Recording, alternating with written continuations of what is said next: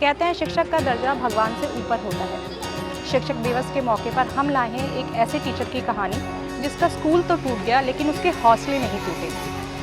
आज मिलाते हैं सत्येंद्र जी से। सत्येंद्र जी, आपका हीरोज अनप्लग्ड पर स्वागत है। जब स्कूल टूटा तो आपके मन में क्या ख्याल आया? स्कूल जब टूटा था तो उस समय ये भरोसा नहीं था, दिल को अंदर से आवाज़ नहीं आ रही थी कि स्कूल टूटेगा।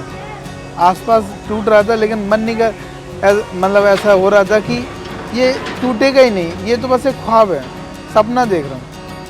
अगर आज आप कह रहे हैं कि इलीगल है तो हम इलीगल कैसे हुए? आपने इलीगल काम कैसे होने दिया? आप सो रहे थे क्या कर रहे थे? सत्येंद्र जी दिल्ली के यमुना खातर इलाके में पिछले 10 सालों से झुग्गी झोपड़ी के बच्चों के लिए स्कूल चला रहे हैं। जब उन्होंने इसकी शुरुआत की तो उन्होंने अपने पैसों से ही बच्चों को किताबें और अन्य ज़रूरत का सामान ला कर दिया। ये सफ़र उनका काफ़ी लंबा रहा, संघर्ष काफ़ी लंबा रहा, फिर वे सफल रहे बच्चों को झुग्गी झोपड़ियों से निकाल कर पाठशाला में लाने के लिए।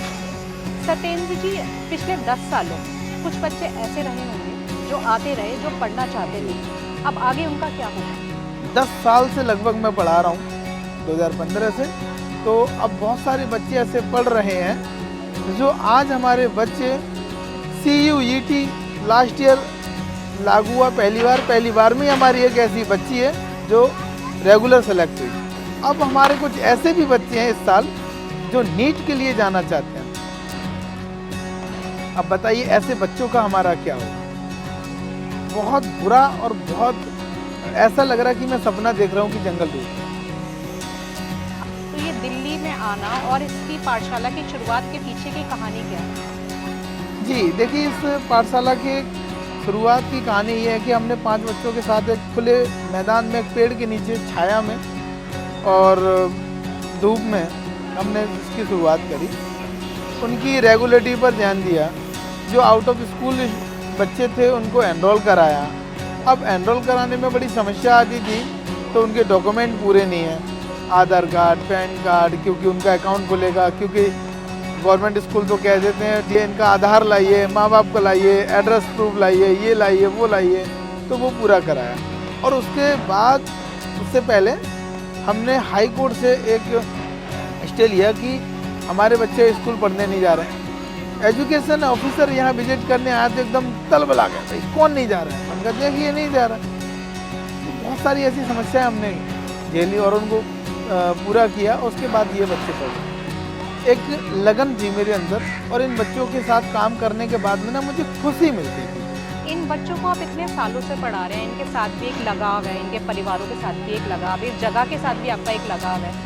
तो अब जब ये टूट रहा है और आपको पता है कि आपको जाना ही है यहाँ से, तो आपके मन में किस तरह की भावनाएं उमड़ती हैं? देखिए, अभी 5 जुलाई को तोड़ना शुरू किया है इन्होंने। हमने 28 जून को जो है अपना समर कैंप कंप्लीट किया और हमने पूरा सिलेबस जो 2024 और 25 का है वो हमने कंप्लीट कर दिया है। खुशी की बात ये है सबसे पहली बात तो। लेकिन अभी देखिए जाना तय है, चाहे भले ही कुछ हो जाए। बोर्ड के स्टूडेंट्स हैं 10th के 12th के, वो अपना रेंट पे लेकर या कुछ और व्यवस्था करके वो अपना 10th और 12th पूरा करेंगे। बाकी रही बात इन बच्चों की तो उनका बड़ा नुकसान होगा। और सबसे ज़्यादा दुख और दर्द मुझे हो रहा है कि भाई इतने समय से मैं इन बच्चों को पढ़ा रहा हूँ, अभी तो 10 साल में बेस बना है और इस बेस को ही DDA और दिल्ली सरकार, केंद्र सरकार भी जो कि सोई हुई है, MCD सरकार जो दिल्ली में है सब के सब सोए हुए हैं। और यहाँ से देखिए हम किसकी विधानसभा में, मनीष सिसोदिया की विधानसभा में हैं जो दिल्ली के डिप्टी CM थे, है ना। हमारे यहाँ के अभी हालिया में ही हर्ष मल्होत्रा जी सांसद चुने गए हैं, रेणु चौधरी जी हमारे यहाँ की निगम पार्षद हैं। वो सब के सब सोए हुए हैं, उनको पता ही नहीं कि उनके क्षेत्र में हमारे जो जनता है वो क्या कर रहे हैं और जनता अपने जनप्रतिनिधियों को ढूंढ रही है। क्या कर सकते हैं उनका? जब आपने स्कूल की शुरुआत की तो स्कूल में कितने बच्चे आ रहे थे, और अब जब स्कूल टूट चुका है तब भी आप कोशिश कर रहे हैं कि उसके सामने ही आपने बच्चों को दरी पे बिठाया है, आप पढ़ा रहे हैं, तो क्या आपके मन में क्या है कि आप आखिरी दिन तक, जब तक पूरी तरह से नहीं हटा दिया जाएगा, आप अपनी कोशिश जारी रखेंगे? देखिए, स्कूल जब शुरू किया था तो 5 बच्चों के साथ खुली हवा में किया था और आज भी खुली हवा में ये बाराबला वापस आ गए हैं। फेज 2 का हाँ। फ्लाईओवर कंस्ट्रक्शन अंडर कंस्ट्रक्शन है। तो इन बच्चों को हम देखते हैं, ये 250 बच्चों और 300 बच्चों के आसपास संख्या है हमारी। तो इसमें से बहुत सारे बच्चे शिफ्ट हो गए हैं इधर उधर, कुछ बच्चे अभी भी बाकी हैं। तो मैंने इनको एक वादा किया है कि जब तक है जहाँ तब तक है जहाँ। इस तरीके से जब तक ये बच्चे रहेंगे तब तक मैं इनके साथ में खड़ा हूँ। अब सोचिए, जिस ज़मीन पर मैं खड़ा हूँ वहाँ से ज़मीन बिल्कुल ख़त्म हो जाए तो मैं तो गड्ढे में जाऊँगा। तो ये वही है, ये बच्चे एकदम 10 साल में जो मैंने इनके साथ में मेहनत करी है, और इन्होंने बच्चों ने और इनके बच्चों के माँ बाप ने जो मेहनत करी है वो सब की सब गड्ढे में जा रही है। इनको सिर्फ काका काका या ABCD अल्फ़ाबेट या काउंटिंग सिखा करके काम नहीं चलने वाला। ये तो सिर्फ नाम हो रहा है।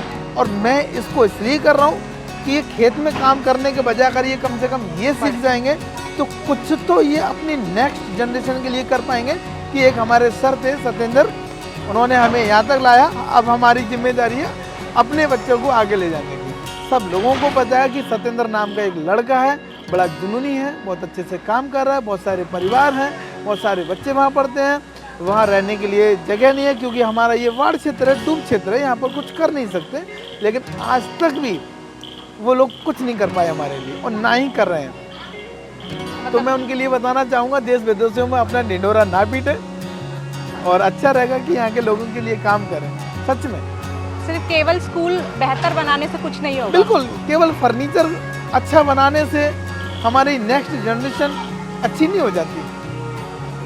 और आप बहुत अच्छा काम कर रहे हैं, मैं उनको साधुवाद देना चाहता हूँ, करना चाहता हूँ। लेकिन ये जो बच्चे खड़े हैं जिनके साथ मैं खड़ा हूँ, मेरे साथ तो कोई नहीं है। जैसे अभी मैंने कुछ देर पहले बोला था कि मेरे पैरों की ज़मीन से नीचे से ज़मीन खिसक गई, तो मेरे से नहीं, मेरे बहुत सारे परिवार हैं।